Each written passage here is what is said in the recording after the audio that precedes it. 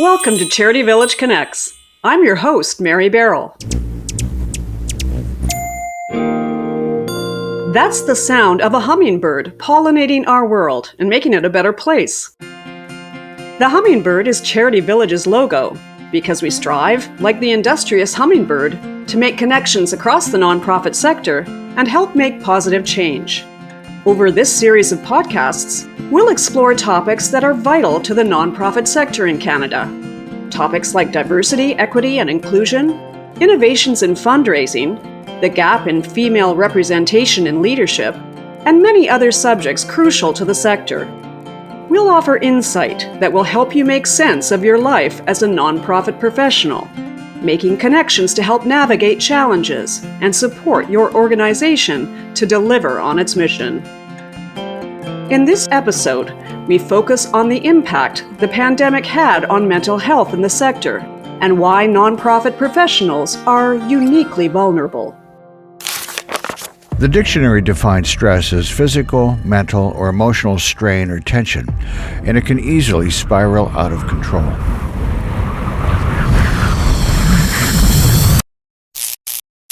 Two years into the COVID-19 pandemic, the new normal is far from it.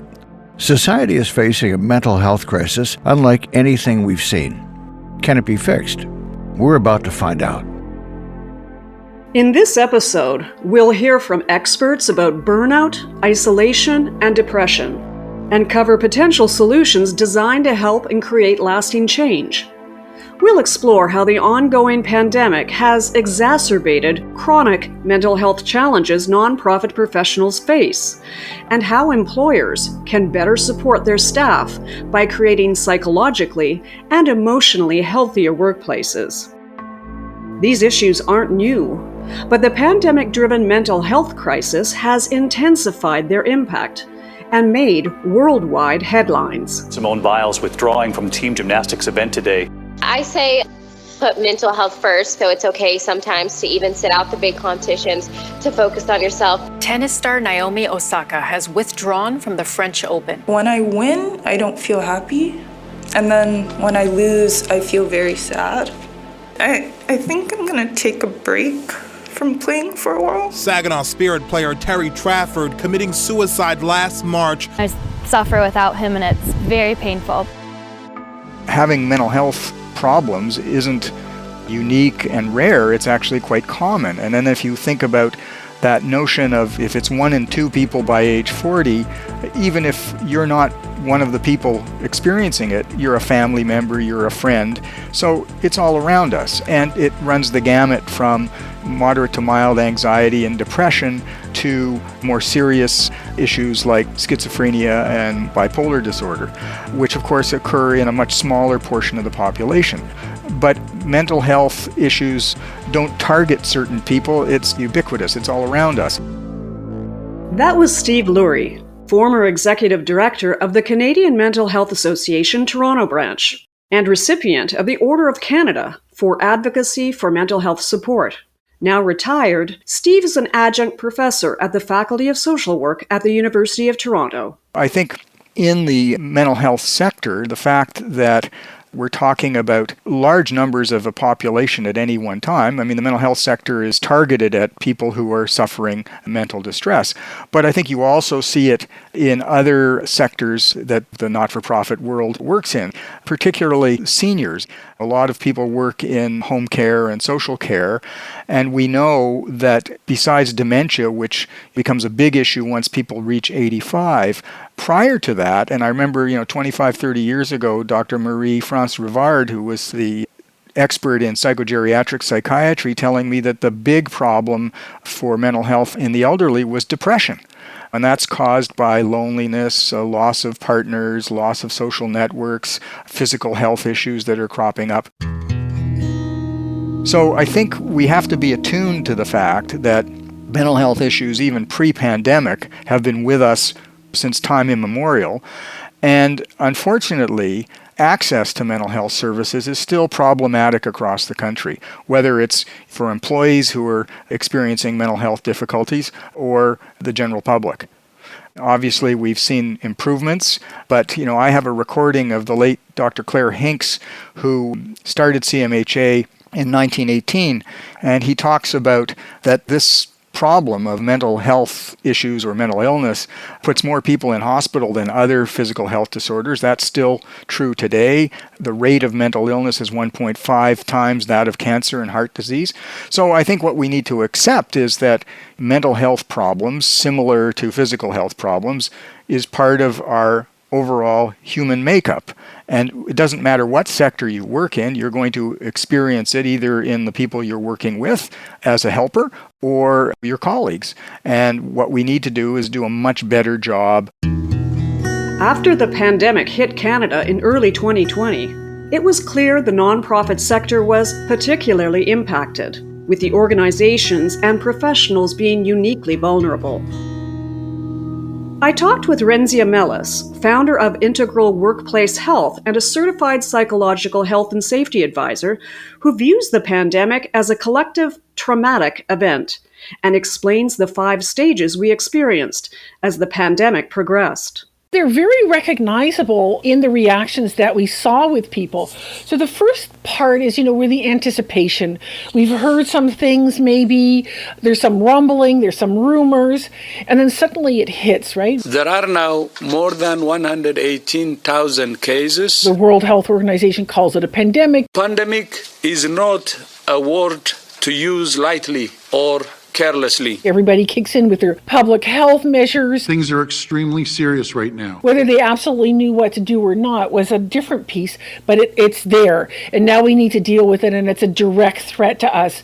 So the first phase that people go through is what they would call the heroic phase. This is where people are very optimistic, and you saw that. People were optimistic about the outcome. We're going to get through this, so we're locked in, and we're going to display our talent. Suddenly we have the opportunity to sing Bohemian Rhapsody with our daughter and to put that online, or we're going to start baking and get creative, and there's tons of funny memes all over Facebook.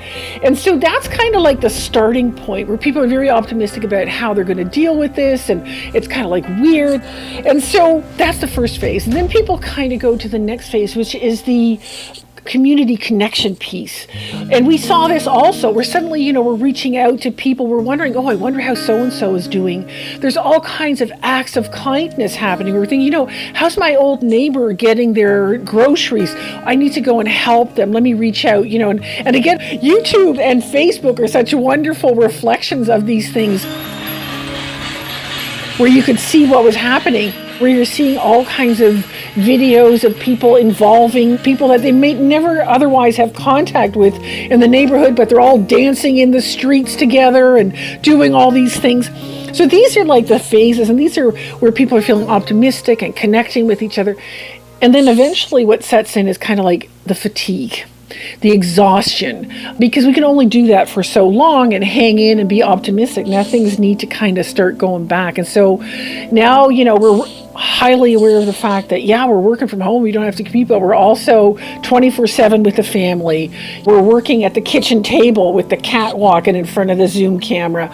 All of these things start to fix in, and people can only be out of shape for so long, and then they need to kind of find their shape back.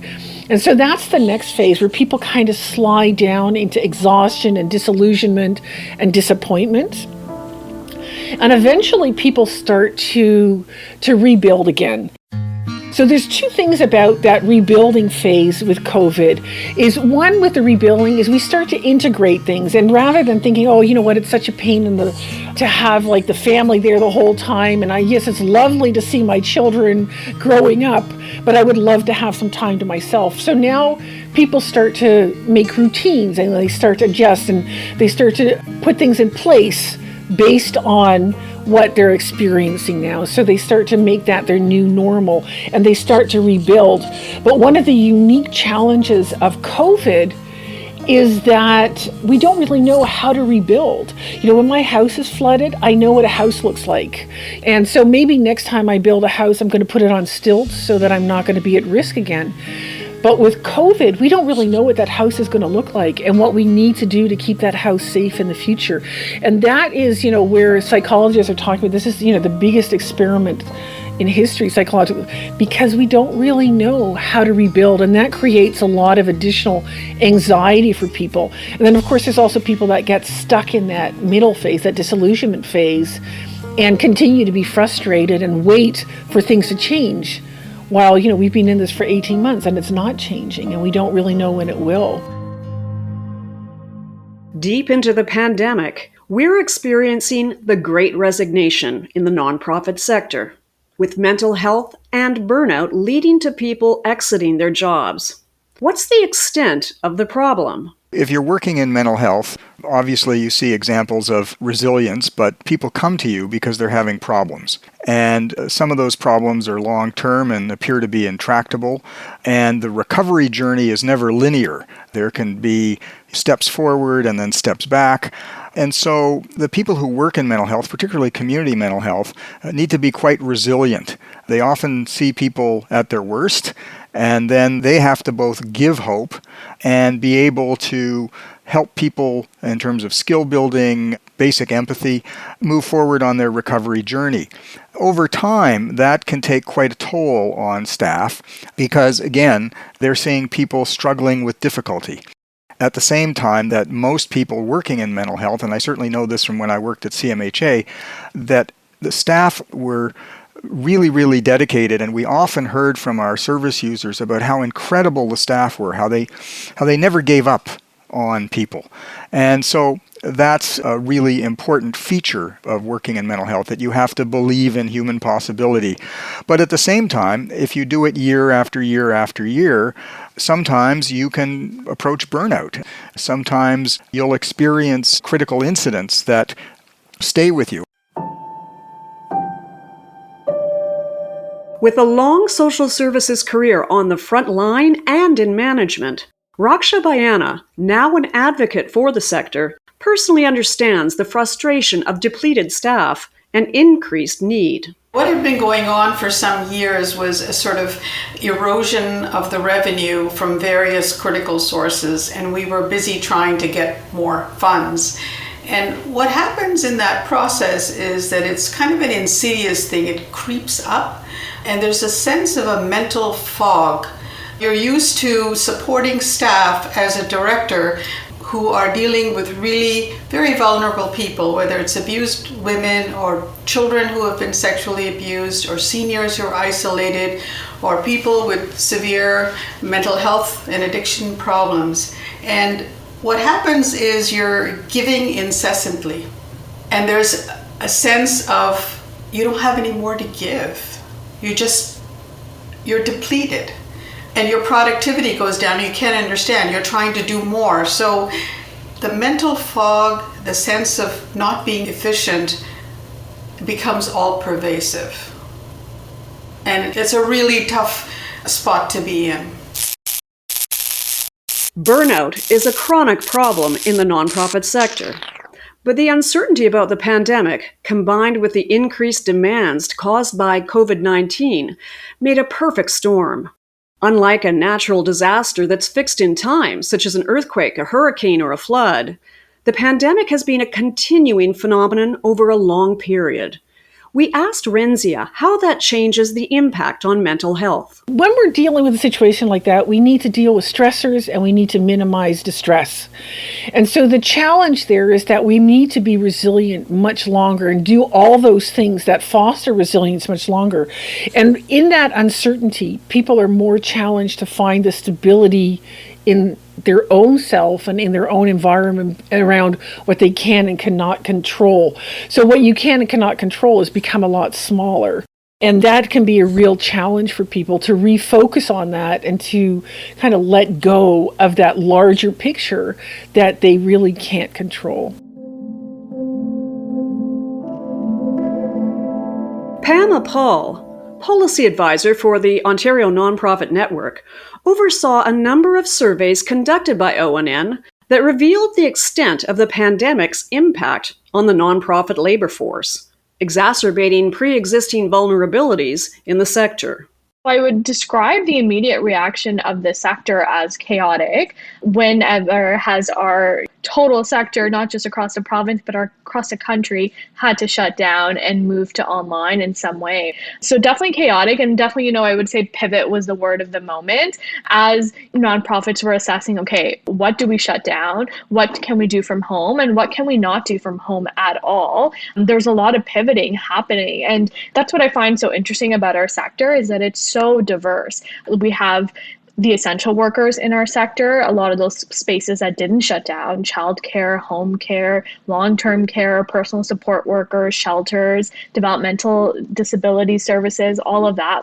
They were considered essential workers, so work as usual, right? And then we had those other services that you didn't need to be in person to do, but definitely had a client sort of focus. So whether it's immigrant and settlement, employment and training, any other sort of wraparound support services that don't necessarily require that in-person counseling, family services, that sort of stuff. So those were the ones who are like, okay, really trying to pick up and move online and really accelerating digitization of the sector almost that was so unanticipated. And then we had a part of the sector, I would say was particularly hit, and especially the workers in those subsectors, arts and culture industries, our sports and recreation industries, our faith-based spaces were all shut down, not considered essential services. And how do you move a theater production online? How do you move faith-based spaces and convenings and all of that to online spaces? How do you do a soccer game online? You can't, right? So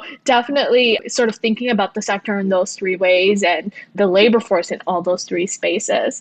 As we were pivoting, it was like, okay, we can do this. We can sort of pivot. We were expecting support, whether that's from provincial or federal government as those announcements were coming down.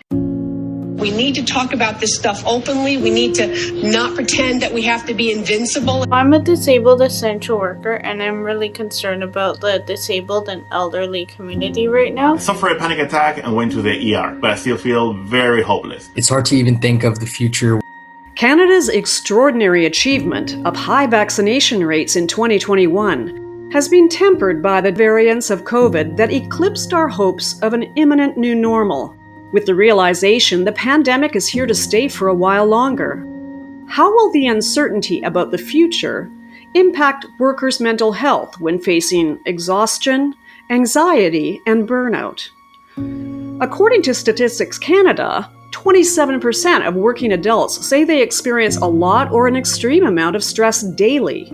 In addition, 62% say work is the main reason. Yet we know those who work in the nonprofit sector are there to contribute to a cause they believe in. The challenge is that nonprofit workers on the front line often face vicarious trauma, even while their commitment to their mission compels them to muscle through their darkest moments rather than reaching out for help themselves. People that are in nonprofit, they work at a high level of self-sacrifice and commitment to an overarching cause. And that means that when they're frustrated in being able to do that work, it hits them harder because they're very committed. Many of the people, certainly the ones that are in the nonprofit sector, in the human servicing pieces of that sector, that are often working with disadvantaged and marginalized groups. So the personal impact in terms of me being able to do what I believe in, what is important, is stronger. Plus, of course, you're working with groups that may be at a higher risk. So this is where you're also seeing that vicarious trauma, because maybe I'm not struggling with it, but I'm seeing my clients affected and struggling, kind of going against the grain of what I'm hoping to give and to do for these people. So that puts them at a higher risk of burnout and a much higher need to do self-care and resilience work for themselves. And they are doing emotional labor. When you talk about vicarious trauma, that's part of emotional labor. Just again, another example to let you know what that is if I'm a greeter at the Walmart, I need to be smiling even though my feet are killing me and I have a headache. And so people working with other people, they can't be themselves. It's not like a friend relationship. So you need to put so much of your own concerns and suffering on the back burner. And of course, because they are like essential workers working with people, they are at a higher risk, and that plays through as well. They may be working with a group that's at higher risk, and hence for themselves at a higher risk, and taking that back home with them, right? So I think in that sense, people, certainly in the human service sector of the nonprofit, were very hard hit and had a much higher risk of mental health impact. Some businesses are having trouble hiring enough workers to reopen fully. We ran into this hurdle of trying to find employees. We couldn't get anybody. We're like, I couldn't get cousins or, nephews or anybody to come in for a job. We've tripled the hourly rates. We were doing signing bonuses, and we are probably 70, 80 employees short. Let's talk about the disproportionate impact the pandemic had on the sector. The media spent a large amount of coverage on the challenges faced by the corporate world. But remote work altered the landscape of both corporate and nonprofit sectors. Where for-profit corporations may have had the infrastructure to pivot on a dime, nonprofits are left to scramble. And in the nonprofit sector, restrictions of the use of funding make the investing on infrastructure exceedingly challenging. Renzia speaks to that issue. The whole nonprofit sector is quite unique compared to, for instance, the impact on the corporate sector. First of all, they started at a disadvantage because of the way that the funding works and the budgeting works. When everything went onto lockdown, first of all, they were behind in digitizing because they often are not funded to be investing in capabilities and capacity. So they started at a disadvantage in terms of going to the digitized piece and shifting that. The other piece is, of course, they're often not given budgets to actually invest in their own people. The whole idea is that whatever they get goes to the recipients of the kind of services that they offer. And so that put them at a disadvantage going into the pandemic and being able to quickly put mental health supports in place, to shift gears, to digitize, and to be on top of that piece also to make it easier for people to continue to do the work that they were doing. There were furloughs, there was also in the commercial world, there were furloughs and people laid off. But I do think that one of the impacts is, and why people in the nonprofit sector are likely more impacted, and there's no real research that separates these two groups, but what you know is that people that are in the nonprofit sector, they are in that work for a different reason. Chronic stress wreaks havoc in both men and women. But for women, I talk to women every day, and they say they're feeling this profound sense of grief, sadness. We know that the large number of individuals working in the nonprofit sector are women. They may be juggling their professional life with the demands of being a parent or a caregiver or other sorts of personal responsibilities. How has this exacerbated the nature and the depth of the mental health impacts on the sector? 80% of our workforce across the country are women workers in the nonprofit sector, right? So heavily women majority workforce. And we know in a lot of different subsectors, particularly Black women, other racialized women, women with disabilities, Indigenous women are concentrated in our sector, even though we might not have the data to back that up. And so you're seeing so many pivots. You have your essential workers who are every day part of containing the pandemic or being on the front lines of serving those who might have come into contact with a contagion, whatever it might be, who might not be able to go home and see their families. We have others who are now working from home that were not working from home before, and their kids are at home too.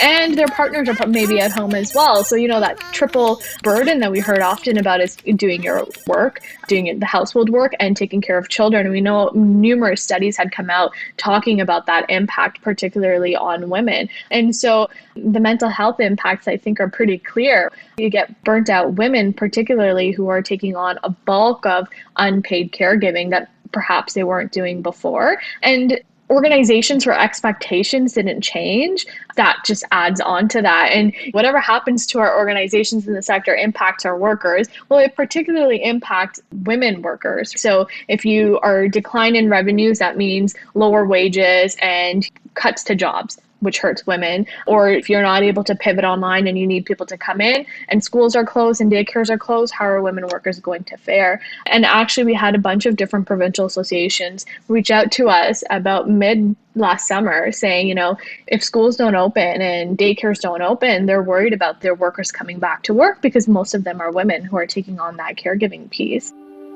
I've been fortunate enough to be on a team that's very diverse in the sense we do have moms on our team too. And I saw firsthand so much work pressure because of the pandemic and so much going on, but also trying to manage their homes and their children and trying to sort of balance everything. And I was in awe every single day and seeing that happen.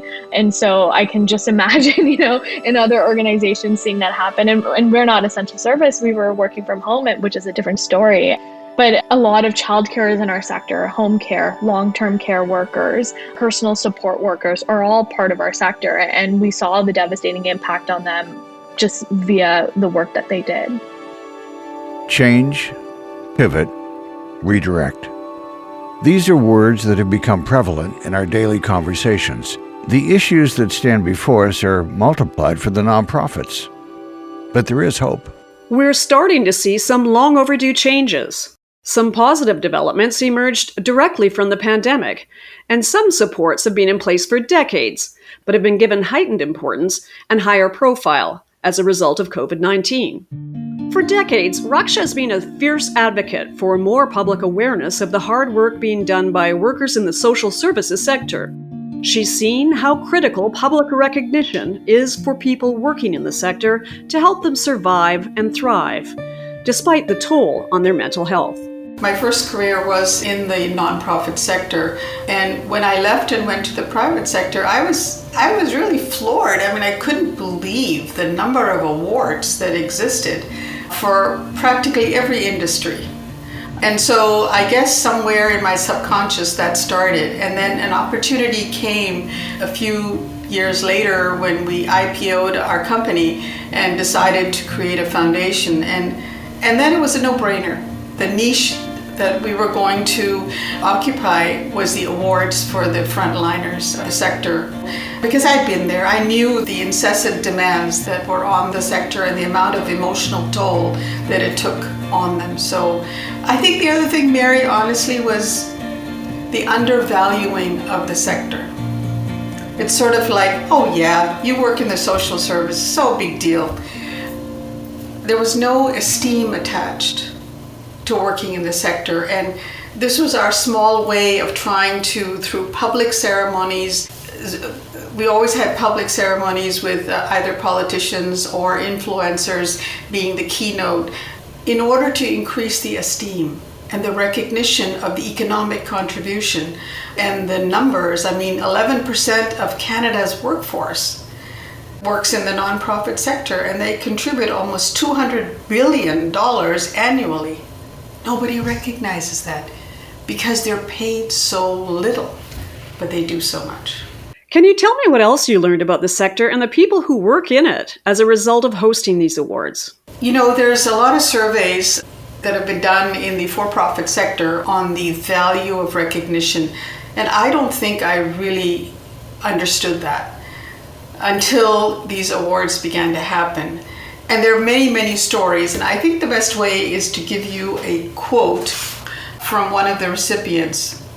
Our compelling story isn't one single story or incident. Our story is about how during a time of working from home, experiencing phases of isolation, showing up for clients every day while using virtual platforms to connect with your team, this award brought our team together. This award acknowledged the incredibly difficult conversations every day that we have with clients and how each of those conversations make a difference and have impact to our community.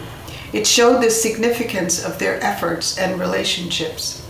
There were some co-workers who were crying with so much pride and joy for getting this recognition. It was overwhelming and made them feel that they were also recognized. So recognition is well known to, in fact, reignite motivation. People work harder after they get recognized. It's a validation. It increases engagement and, of course, productivity. So I don't think I realized that. There was another young man, there are not many men in the sector, who came up to me after an award ceremony, and he said, I just want to tell you my story. He said, there are 3 sons in our family. And my oldest brother is an investment banker, and he's seen as being very successful. The second brother is in real estate, and he's seen as successful, but I'm in the nonprofit sector and I'm seen as a loser. But the awards made me feel like a winner. So that's the validation that they get. And the public, recognized by politicians and the peers, is very, very important. It inspires other people. Let's talk about what the future may hold. Steve Lurie believes that even after the pandemic subsides, society and the nonprofit sector itself will have to address what he calls the mental health pandemic that remains. Steve looks at possibilities. I think part of this is to identify what are the free supports available, online. And so, for example, the Not Myself Today toolkit that allows people to have conversations in their staff teams about how people are coping, and then some practical tips about how to help people who are in need of assistance. So you need to start with something like that.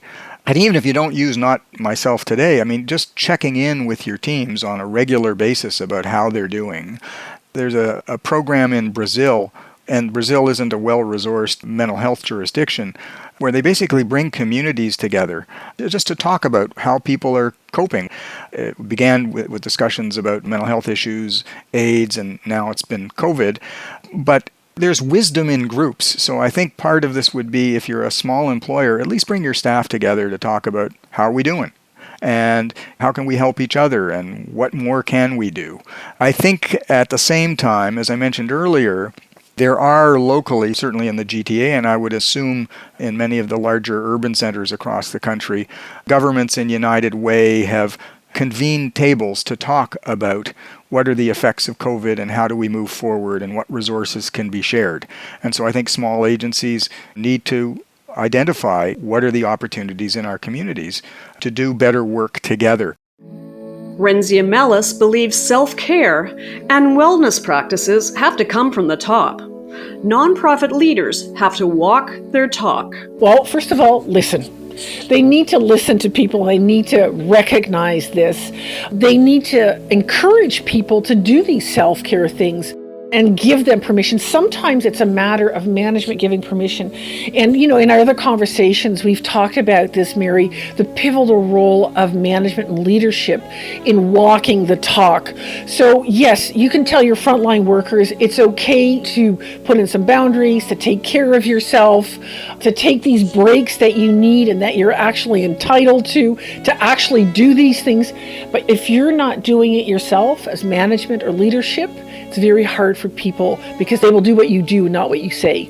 So that's one of the things where they play a pivotal role in role modeling that to people, giving them permission to do those things. To Pam Paul, it all comes down to decent work initiatives, a project that ONN has advocated for some time, but that the pandemic has really highlighted the need for in the sector. One of the things that was really highlighted, not just at ONN, but generally I would say in the nonprofit sector, that it has become so important to decent work and work-life balance in any way, is the flexibility of workplaces. And this idea that you don't have to be in the office to know that you're doing work. This idea that you don't have to work 9 to 5 to be productive. This idea that, if today's not a good day and you're just not getting stuff done because there's so much going on, and the world is sort of ending, that you can take time to step away, right? And ONN, we're a learning organization, and we try to walk the talk, of course, but I would say one of the biggest learnings for us is it's okay to say no, it's okay to slow down, it's okay to, people need to step away for a bit and just catch their breath,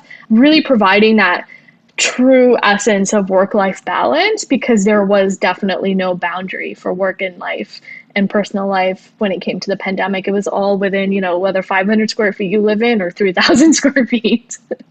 Decent work is a journey. No one is expecting you, big or small organization, to come in and have everything laid out. It takes time, and some of our organizations are so old and built on such archaic notions of what work used to be, or some of our organizations are brand new and maybe just came up as a response to a community need. So HR wasn't even a focus. Just recognizing that wherever you end up starting is okay, as long as you're taking, the low-hanging fruit or starting small or doing whatever you can and building upon it over time, because then it'll become culture. Raksha Bayana's mission to give public recognition to the social services sector has grown beyond the annual awards she hosts. Raksha is lobbying governments across Canada to institute an official day of recognition for the social services. In 2020, the Nova Scotia provincial government launched the first historic day of recognition. And at the date of this podcast, Raksha is working hard to persuade Ontario, Alberta, and British Columbia to follow suit. We see it as foundational, Mary. The public is not aware of the role that economic and social. They're aware on some levels of social, but not of the economic at all. So certainly public awareness is very important. The next step is really decent work. The majority of the workforce does not make a decent wage. They can't live on it. There was a survey that was done by Imagine Canada, and it's really concerning, a few years ago, and they asked young people whether they would consider a career in the nonprofit sector, and almost 67% said no, never. Why? Because they couldn't sustain a family on the wages that were made. So I'm hoping this will be foundational. What these invisible champions, the frontline workers, do provides value beyond money. And I hope that people will realize that those people who care for people, who are vulnerable, and we can all be vulnerable at different times in our lives, that they're worth your esteem.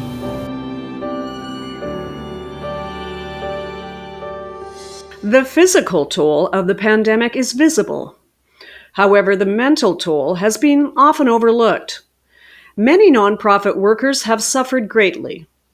But through it all, the nonprofit sector has risen above the challenges to innovate, reinvent, and find new ways to deliver on its mission. People are inherently resilient.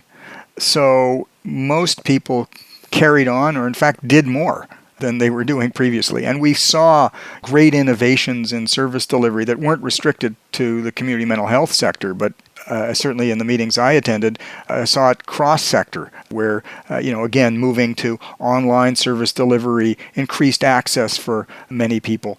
So I think what we've learned is that, and it sort of supports what we already knew, is that humans are adaptable and they are resilient. We just have to recognize how resilient the sector is. Immediate shutdowns, loss of revenues, accelerated digitization and pivoting to online and continuing to serve communities. And we did it. We actually did that as a sector, not just in Ontario, but across the country, and continued to serve our communities when they were facing some of the hardest days they've seen. So just kudos to the sector in that. And I guess the learning there is that when push comes to shove, we'll show up, and we'll not only show up, but we'll do what needs to get done. If something as tragic as the pandemic can be said to have ushered in something positive, it may be the greater recognition and appreciation by Canadians of the important work that the nonprofit sector does every day, and its contributions to the betterment of our community and society.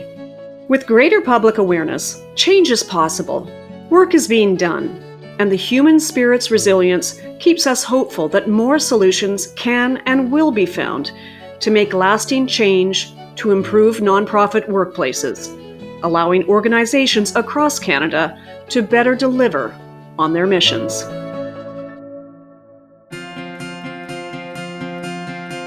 I hope you've enjoyed this episode of CharityVillage Connects. As we close, I'd like to update you on some exciting developments.